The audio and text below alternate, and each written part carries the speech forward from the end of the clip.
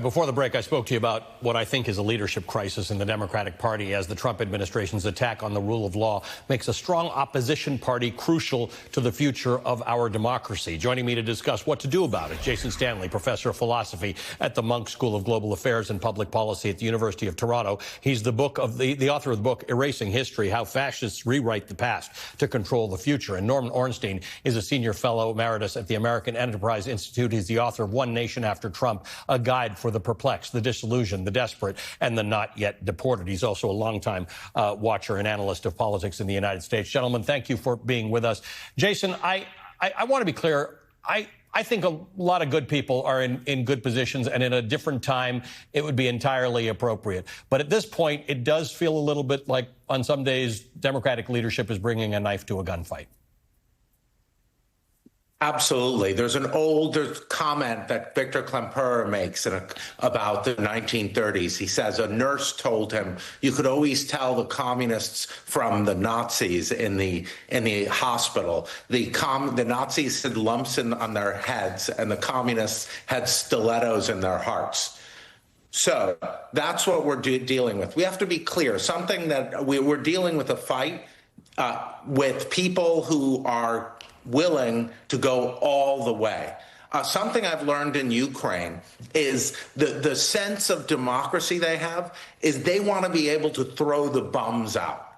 And that's what we're facing right now. We are going to lose the capacity to throw the bums out. None of us like politicians, but that should unify all of us. And the Democratic leadership is just out of touch with its base. And Norm, this is the point, because we go out there, we report, we talk to the people who are out there. You can call them the base or not the base, I don't know, but there are people who are marching. There are people going to court to stand up for immigrants being deported. There are people who are getting arrested. There are people who are out there, and they seem to be well ahead of Democratic leadership. Not individual. There are a lot of amazing individual politicians in this country, but the party seems to be stuck on some other discussion. Ali, first let me say your monologue before was stunning and spot on. And if every journalist saw the world the way you do, we would not be marching quite as quickly towards autocracy. You mentioned Ben Franklin and the Republic, if you can keep it. One of the more despicable Republicans, Mike Lee of Utah, a self-proclaimed constitutional scholar, always says we're not a democracy, we're a republic. A republic is where people elect their representatives to represent them.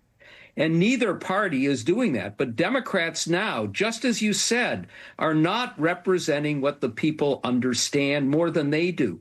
They, like so many in the press, are normalizing the abnormal. And the fact is, our guardrails generally have collapsed, with the exception of some lawyers and some judges, some courageous journalists, and some Democrats in the country, including the governors that you mentioned. It's time for House and Senate Democrats to step up. And I just wrote a piece recently where I used the phrase, what would Mitch do? That's what they have to do. Right. Use the tactics that Mitch McConnell did for years. And we have confrontations coming. And if they fail to act, if they treat this as normal times instead of the utterly abnormal ones we have, then the march to autocracy sprints even faster. So I think there are two issues. One is that Norm just pointed out, right? The idea that these are not normal times. What would Mitch do? You got to do what you got to do to win. The decorum issue. And then the other one, Jason, which you've got a lot of global knowledge, so I want to get your take on this, is this fight that Democrats have been in for over a year now about more progressive versus more centrist, and it's a wasted energy fight, because the other side of this is terrible, right? So put that fight aside for now, and just be in the fight. That's right. I mean, this is, again, evocative of the 1930s, where the far left and the center left fought each other. The far left called the center left the social fascists, and so the Nazis could take over. But let's go to the global element here.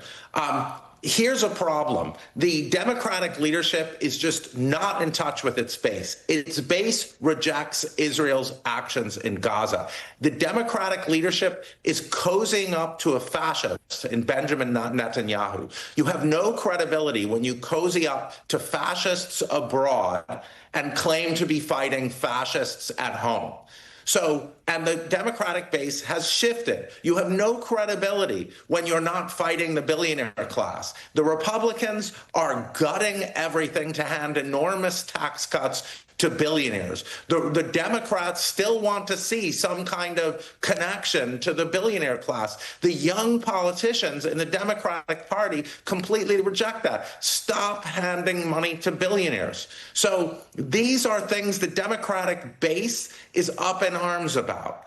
And the Democratic leadership seems to be wanting to say, okay, we're gonna return you to the status quo. We're going to return you to supporting Israel come what may. We're going to return you to connections to billionaires, bankers, etc. That is not the Democratic base today. We cannot have a fight between, autocracy and returning to the status quo. We need a better vision of what this country can be.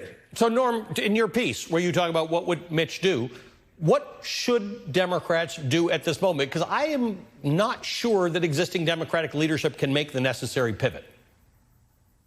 Lots of individual members understand this, and we've had some great individual actions. But a couple of things, Ali. The first is what Trump and the Republicans have done so successfully is to flood the zone with scandal after outrage every single day, and they all wash over. And most Americans who don't pay close attention don't know about a lot of this stuff. Democrats need to focus. The way to attack flooding the zone is to have a single message each day and a core message for a week and use every avenue in the Congress and outside to do so. I want to see a shadow government with top people who do a press conference every morning on one of the horrible things happening, and then they follow through with all of their members during the course of the day.